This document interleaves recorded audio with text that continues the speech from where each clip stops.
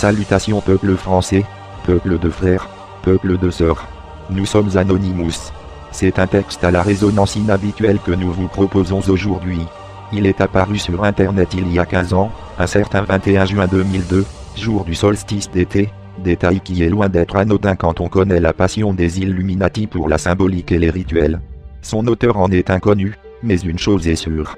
En choisissant cette date, il avait bien l'intention de leur gâcher la fête. Nous vous en offrons ici la traduction française. Ce qui y est décrit pourra paraître excessif à certains et presque dépassé à d'autres et pourtant, force est de constater que les points qui y sont évoqués font écho aux interviews des lanceurs d'alerte. On verra également que ce pacte secret exposé semble chaque jour se concrétiser davantage. Est-il authentique, soit l'œuvre d'un véritable insider Illuminati qui se serait désolidarisé de ses maîtres, ou non? À vrai dire, cela importe peu. Ce qui compte en échange, c'est qu'il nous invite à ouvrir les yeux et à nous poser les questions qui s'imposent face aux immenses dérives dont nous sommes tous les jours spectateurs voire davantage. C'est donc à point nommé que ce texte est arrivé jusqu'à nous. À titre d'exemple, tout récemment 16 mai 2011, le journaliste et historien américain Webster Tarpley, auteur entre autres choses de la biographie non autorisée de George Walker Bush, révélait le contenu des écrits de John P. Holdren, l'actuel conseiller scientifique de la Maison-Blanche, et la recommandation de l'élite en vue d'une population mondiale optimale d'1 milliard d'habitants. Des chiffres écrits noir sur blanc. L'illusion créée par notre pacte sera si énorme, si vaste, qu'elle échappera à leur perception. Ceux qui la verront passeront pour fous. Nous créerons des fronts séparés pour les empêcher de voir les liens qui existent entre nous. Nous nous comporterons comme si nous n'étions pas connectés pour garder l'illusion bien vivante. Nous distillerons nos objectifs au goutte à goutte pour ne pas éveiller les soupçons. Ceci les empêchera également de distinguer les changements à mesure qu'ils se produisent. Nous nous placerons toujours au-dessus du champ relatif de leur expérience parce que nous connaissons les secrets de l'absolu. Nous travaillerons toujours ensemble et demeurerons liés par le sang et le secret. La mort viendra à celui qui parlera. Nous ferons en sorte que leur espérance de vie soit brève et leur intellect faible tout en prétendant faire le contraire. Nous utiliserons notre connaissance de la science et de la technologie de manière subtile afin qu'ils ne se rendent jamais compte de rien. Nous utiliserons les métaux, accélérateurs de vieillissement et des sédatifs dans leur nourriture et leur eau ainsi que dans l'air. Ils seront entourés de poisons de toutes parts. Les métaux occasionneront leur dégénérescence intellectuelle. Nous promettrons de trouver des traitements en nous mobilisant sur tous les fronts mais nous les empoisonnerons toujours plus. Les 10 poisons seront absorbés par la peau, par la bouche et détruiront leur esprit et leur système de reproduction. Pour toutes ces raisons, leurs enfants seront morts-nés, et nous occulterons cette information. Les poisons seront dissimulés dans tout ce qui les entoure, dans ce qu'ils boivent, ingèrent, respirent et dans les vêtements qu'ils portent. Nous devons nous montrer ingénieux à cet égard car ils ont la capacité de voir loin. Nous leur enseignerons que les poisons sont bons en diffusant des images amusantes et des tonalités musicales. Ceux qu'ils respectent nous aideront car nous les enrôlerons pour faire progresser nos poisons. Ils verront nos produits utilisés dans des films et s'y accoutumeront sans jamais connaître leurs effets véritables. Dès la naissance, leurs enfants recevront des injections de poison dans le sang et nous les convaincrons que c'est pour leur bien. Nous commencerons quand les enfants sont tout petits, que leur esprit est jeune et nous les ciblerons avec ce que les enfants préfèrent, les sucreries. Lorsque leurs dents commenceront à se détériorer, nous les remplirons de métaux, ce qui détruira leur mental et anéantira leur avenir. Une fois leur capacité d'apprendre affectée, nous créerons des médicaments qui les rendront plus malades encore et causeront d'autres pathologies pour lesquelles nous inventerons d'autres remèdes. Nous les rendrons faibles et dociles par la force de notre pouvoir. Ils deviendront dépressifs, attardés et obèses et, quand ils viendront solliciter notre aide, nous leur donnerons toujours plus de poison. Nous les focaliserons sur l'argent et les biens matériels pour qu'ils ne puissent jamais se relier à leur soi intérieur. Nous les distrairons par la fornication, les plaisirs et les jeux extérieurs pour que jamais ils ne deviennent un avec le tout. Leurs esprits nous appartiendront et ils feront ce que nous leur dirons. S'ils s'y refusent, nous trouverons le moyen d'implanter des technologies susceptibles d'affecter leur perception. Nous utiliserons la peur comme une arme. Nous établirons leur gouvernement ainsi que les partis d'opposition. Les deux côtés nous appartiendront. Nous dissimulerons toujours nos objectifs mais notre plan sera mené à son terme.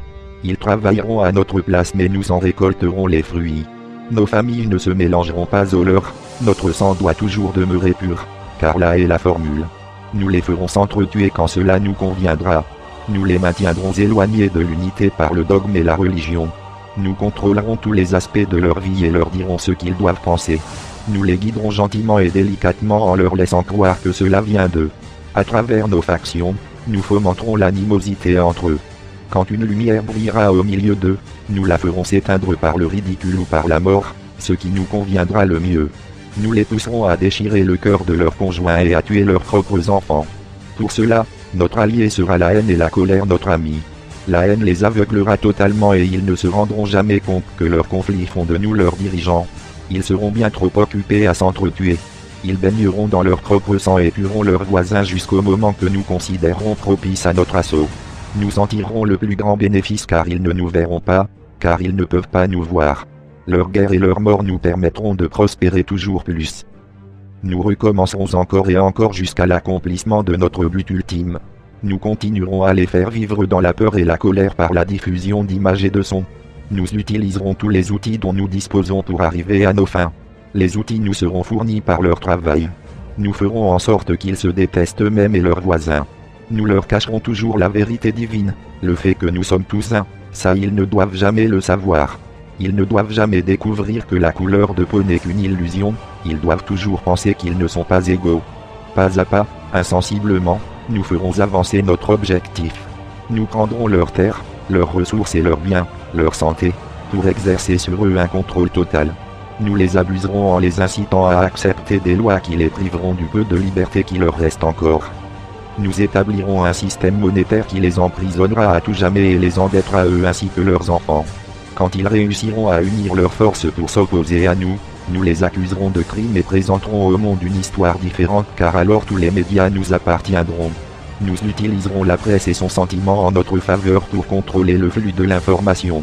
Quand ils se soulèveront contre nous, nous les écraserons comme des insectes car ils sont encore moins que ça. Ils seront dans l'incapacité de faire quoi que ce soit car ils n'auront pas d'armes.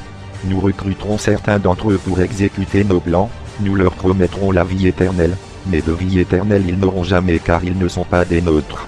Les recrues se feront appeler initiés et elles seront endoctrinées pour croire en de faux rituels, de faux rites de passage vers de plus hautes sphères. Des membres de ces groupes penseront qu'ils sont un avec nous mais ne connaîtront jamais la vérité. Ils ne doivent jamais connaître cette vérité ou bien ils se retourneraient contre nous. Ils seront récompensés pour leur travail avec des biens terrestres et des titres honorifiques mais jamais ils ne deviendront immortels ni ne nous rejoindront. Jamais ils ne recevront la lumière ni ne voyageront vers les étoiles. Ils n'atteindront jamais les sphères supérieures car les crimes commis contre des membres de leur propre espèce les empêcheront de passer au royaume de l'illumination. Ça, ils ne le sauront jamais. La vérité, bien que sous leurs yeux, leur sera cachée. Elle sera si proche d'eux qu'ils ne pourront pas se focaliser sur elle et que quand ils seront enfin en mesure de la voir, il sera trop tard. Oh oui, la grande illusion de la liberté sera si grande, que jamais ils ne sauront qu'ils sont nos esclaves. Une fois que tout sera en place, la réalité que leurs esprits seront entravés par leurs croyances, ces croyances que nous avons établies depuis la nuit des temps. Mais, si jamais ils parviennent à découvrir qu'ils sont nos égaux, alors nous périrons. Ils ne doivent jamais savoir cela. Si jamais, ils découvrent qu'ensemble ils peuvent nous vaincre, ils agiront. Ils ne doivent jamais, jamais découvrir ce que nous avons fait car autrement, nous n'aurons nulle part où nous cacher. Une fois le voile tombé, il leur sera facile de voir qui nous sommes. Nos actions auront révélé qui nous sommes, ils nous traqueront et personne ne nous viendra en aide. Ceci est le pacte secret par lequel nous vivrons pour le reste de nos vies présentes et futures, car cette réalité transcendra de nombreuses générations et espérances de vie. Le pacte est scellé dans le sang, notre sang. Nous sommes ceux qui sont venus du ciel sur la terre. L'existence de ce pacte ne doit jamais, jamais être révélée. Il ne devra jamais, jamais être rédigé ou commenté car cela engendrerait une prise de conscience telle qu'elle attirerait sur nous la fureur du grand Créateur et nous serions renvoyés aux profondeurs dont nous venons pour y rester jusqu'à la fin des temps, pour l'éternité elle-même.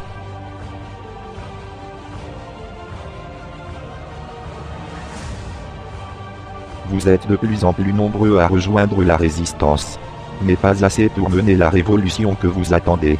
Et si vous aussi, vous faites partie du changement, alors abonnez-vous à ma chaîne, le temps qu'elle est encore disponible.